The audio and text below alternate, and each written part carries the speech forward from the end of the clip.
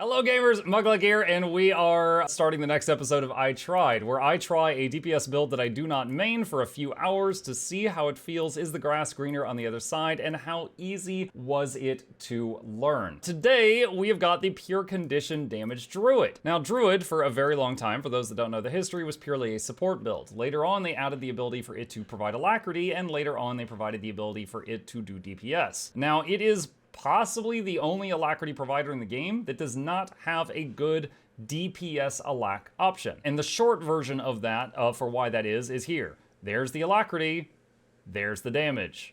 They're in the same column. That's the main reason. That is the main reason. They compete against each other. You cannot have both. So currently there is Condi DPS Druid and there is Support Alac Druid. Those are the main ones. And then, you might have different flavors in PvP, but I'm talking about in a PvE scenario. As always, I turn to my dear friends at both Guildgen and Snowcrows to see what they had as far as insight on how to play this. After trying some stuff and mix and matching on both, this is what I settled on. We are currently running this build. They could both completely agree on this is how to run it. I am running these skills and traits, which is kind of a mixture of what was on the two websites, but this is what gave me personally the best results. And equipment, we are using full Vipers. I'm using Rune of the Trapper, and I am using Agony and Geo and Agony and Earth on Axe, Dagger, Dagger, Torch. I had one single item that had the wrong stats because it needed 2 daggers for this, and I had 1 legendary dagger and 1 ascended dagger with the wrong stats, and I didn't bother to change it. So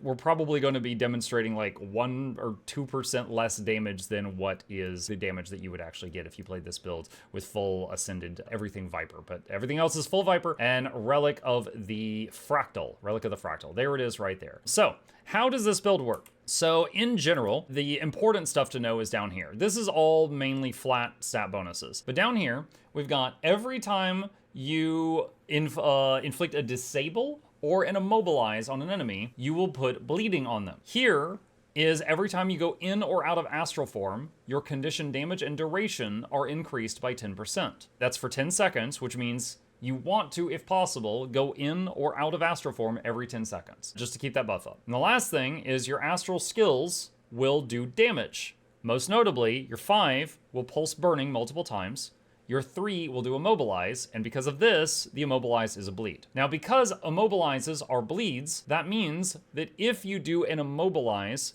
that pulses immobilize, anyone who's ever PvP'd against a druid will know this, a Jacaranda can fire a little root missile that will pulse immobilize. It'll do 1 second of immobilize 5 times. So that means it will apply the bleeding from that trait 5 times. So you notice we got up to 9 stacks of bleeding there, all right? Additionally, Entangle will do its bleeding and also 5 immobilizes, so it will do 5 applications of bleeding from the immobilizes and its own bleeding. So Entangle does something like 40,000 bleed damage over a long period of time in this build. So really quickly, just to give a very brief demonstration of how to play it, we have a minor agony field turned on because the Druid Fluid, which is this blue bar, fills up faster when you provide healing. And this build splashes a very, very small amount of healing, but if I beat on the dummy while I'm full health, it will be worse damage than if I beat on it while I'm slightly getting injured and healing those injuries, because I will get my mana back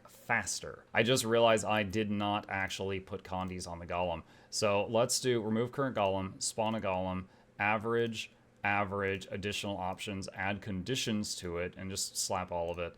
Please spawn. The main reason for that is we want vulnerability on the target to simulate. We're trying to simulate a real group experience here. I made a little mistake there, so there's full boons, full condis.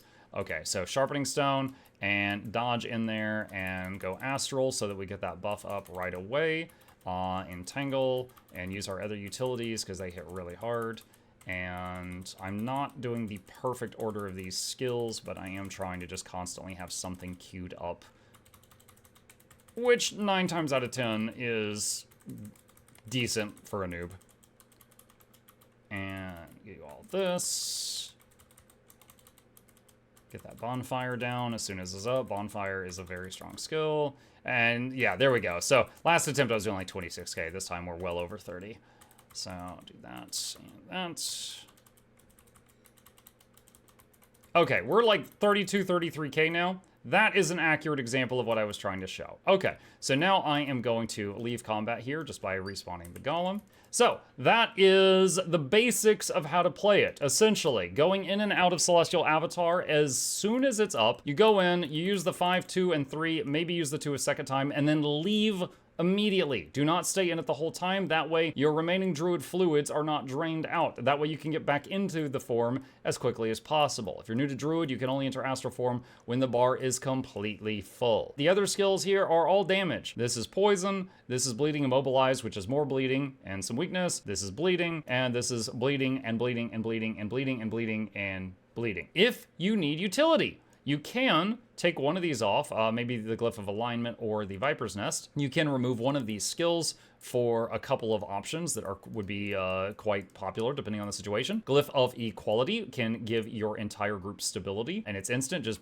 stability, just right away. Another good option would be Stone Spirit, which will allow you to give a group Aegis when you cast it, and then it also pulses some protection, so that is another good niche thing. So you have got the ability to bring stability or Aegis to a group. It is not in your standard kit. You are not bringing it all the time, but it is there for if you need it. If a fight does not require it, then you would just bring your normal stuff. CC. What kind of CC do we have? We are constantly putting chill and immobilize on things, so our soft CC is always there. Anytime a break bar comes up, we are chipping at it. Our bigger CC is Astral 3 is a larger CC. Simply going into Astral form is a CC, because this makes it to where when you go into Astral, you daze the things around you. So if I just go, you see there was like a little explosion. That is like a CC that happens right when we go Astral. So going Astral and hitting the 3 skill is actually 2 CCs back to back. Additionally, our second pet is the Fangdaboga. Forgot its name for a second. Sorry, Fight Shrub. Fangdaboga has a pull,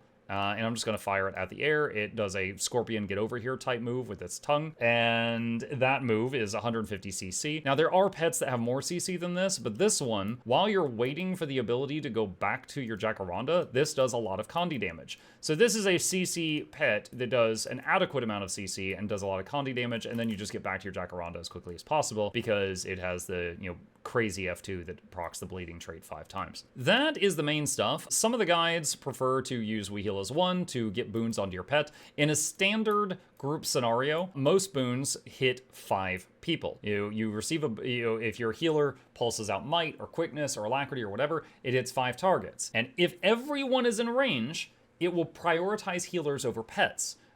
Players over pets, which means pets will not receive those boons. Now, if you are a heal druid, you would be running a thing in Nature Magic that will copy any boon you gain with your pet. This is similar to the effect that's on Shift Signet for Mechanus. However, we are running DPS Druid. We do not have that. That is their own build. This is it. We don't have that trait. So our pet, unless someone runs out of range to drop off a red circle and runs back, our pet will possibly never have many boons during the fight. Now, if you are spamming We Heal as 1 off cooldown, it can give your pet a whole bunch of boons. So like right now you see it doesn't have any boons, and if I use this, it gets them for a time.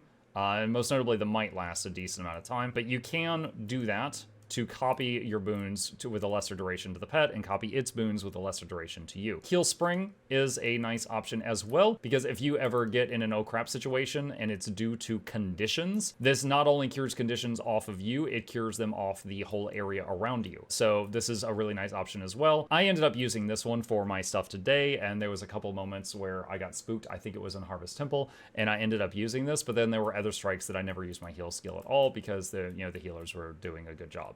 And it was not an issue. How did it feel to play it? I was already very familiar with Support Druid, so this was did not take me as long to learn as some of the other classes. In like my second attempt on this, I was able to get over 30,000 DPS, which took me like 2 hours on Weaver, for example. But also Deadeye, which I've never played Deadeye before. It took me 5 minutes to break 30k, so it goes hand in hand with that. Being Condi build, it has the usual pros and cons of Condi were extremely apparent. For example, on the build, the fights where we were just fighting one big target, like Dagda in Cosmic Observatory, I did pretty decently on damage. On Bone Skinner, you know, I did quite well on the damage. But then on another fight that we did today, because it was one of the dailies, we did Harvest Temple, I was much lower on the damage meter. Harvest Temple has like 11 or 14 phases, depending on how you want to look at the fight. So it's constantly like boss health bar getting chipped down, and then it disappears, it's invulnerable, and then a new health bar appears, and he tells you your master plan, and then he's targetable again. So there's like 11 times during the fight that all your dots fall off, and you got to start over. So Condi builds on that fight that have a slow ramp-up time, like this one, did not feel great. I was definitely contributing, but it took me longer to ramp up than the others that were just pure power builds. The number one person on the DPS meter in most of our strikes today was I believe a Power Harbinger, who was just pumping out huge damage. But on the flip side, on Bone Skinner, he was practically killing himself because Harbingers reduce their own maximum hit points for more damage, and that was really scary for him on Harbinger. That was really scary for him on Harbinger on Bone Skinner, whereas me on Bone Skinner, I was in my element. I was constantly getting slightly damaged by minor damage from the Bone Skinner, and so it was allowing my small splash heals to constantly help contribute to healing people, which the amount of healing this does while you're as DPS is extremely minor. There are some green numbers. But they are there, and as long as they're there, they're helping fill this bar up rapidly. So Bone Skinner allowed me to go back into astral form way more often than the other fights because I was taking chip damage and then healing chip damage. One notable thing to point out on this, so I'm going to put the pet on passive here. I'm going to step into this damage aura for a sec. Again, this is a mild damage aura. I'm currently getting regen from the console, which is healing me for, I think it's 180. Yeah, the regen is the 180s. Do you see how there's also some 264s there? That is from this trait called Rugged Growth, which basically makes it that every time you take damage, every time you have protection on you, which currently we do from the console, but in a normal 5-man or 10-man group, you will have protection up almost all the time if the healers are doing their job. This makes protection kind of like a second regen. This is also commonly used in builds like hand-kiting on Deimos, where you might have a soul beast over there just getting hit really hard in the corner for the whole fight, and this is one of the things that helps keep you alive. This is actually a very high source of healing. So if you're in a 5 or 10-man group and your healer is keeping prot on you, which they should, this is going to be going almost the entire time, and that is awesome. That is wonderful. As far as I already said, the pros of the build, very easy to break 30k. Downside, it's a Condi build, so any fights where there's a lot of phases, it's going to operate worse on. That doesn't mean it's terrible there, but it will be worse on it. Anything else? Utility, we covered. You can bring Aegis. You have moderate CC. You can bring stability if you need to. Entangle is a very large range, which is pretty cool. Entangle, which is the ability that does, in total, it's going to do like 40,000 bleeding damage. But when you use it, it hits within a 600 radius. You see this? It's like if I go like right here and do this, like it is going to hit that guy. So there were some fights where there was multiple enemies in a large area, and I just positioned myself to hit all of them, and Entangle hit all of them. And it was wonderful. So like the bears on the fight with the 2 bears, or fighting Freynier and there's ads all over the room, or Bone Skinner and there's ads all over the room, I was able to, anytime that this ability was up, I just positioned myself in between them and made sure to hit all of them with it, and it was cool. It was like just a very hard-hitting AoE that had a very large area of effect. But yeah, I think that's mostly what I have to say about it. That is the standard way of playing it from reading the 2 guides. I may have slipped up on a few things, like, maybe I did like 5-4-3-2 instead of 5-4-2-3 or something like that, but that's generally it. In Astral, you just want to do 5-3-2, maybe a second 2, and then get out. In the 2 weapon sets, you want to just hit all the buttons. There is probably an order for doing it better, and then use these on cooldown. There's also an argument to be made for using a glyph of Signet of the Wild here. Signet of the Wild will do 4 hits of Immobilize, which means it will proc Blood Moon 4 times, so it is a damage skill. I liked Alignment more, because Alignment did nearly the same damage, but it had 10 seconds shorter cooldown. So I was like, okay. Now, the downside, if you're an Astral, Alignment becomes a heal skill. Don't use this in Astral, only use this when you're not in Astral. The other ones, it doesn't matter. The others you can use in either one. And then just know that your CC is going into Astral. Astral 3, Iboga F2 are the main ones. If you need more, you could swap out Viper's Nest for Spike Trap, which does a little bit less damage, I think, than the full duration of the Viper's Nest. But Spike Trap also does a hard-hitting CC when it goes off. So that's another option you could do if you needed to change something depending on the fight. Absolutely a valid and viable build. Decently sturdy because in a proper group, Rugged Growth will be healing you constantly, as well as it's got 20k health. And although you are splashing some heals around with like this, like they're pretty minor. They're pretty minor. And honestly, I don't think it should be a selling point of the build that you're doing that. Like I think Untamed, like DPS Untamed with Mace was doing more AoE healing than this does. I don't have any math to back that up. That's just how it felt. But yeah, that's it for the pure DPS non-alac providing Druid, and which I had never really taken it into a real setting before. It was kind of fun. It was pretty cool. It had a lot of the, the same joy as the Druid. I don't think you really have the freedom. I feel like some people might be like, Muck, you didn't take an AoE revive. You love AoE revive skills. And it's true, I do. However, on this build, the Entangle is such a massive source of damage, I didn't feel like I should. On DPS Quick Power Untamed, the elite skill was not contributing much. So I changed it to an AoE revive. Same thing on the DPS Spellbreaker. You were getting a small amount of DPS increase from Winds of Disenchantment, but I was like, you know what, I'd rather have the AoE revive. On this, the Entangle does a lot of heavy lifting, so I opted to keep the Entangle. Yeah, okay, I think that's everything. As always, I'll have a link to the guides I referenced when I was trying this out in the description of the video if you want to see it. And if you got any questions, problems, thoughts, concerns, put them in the comment section down below, and I will fight you there.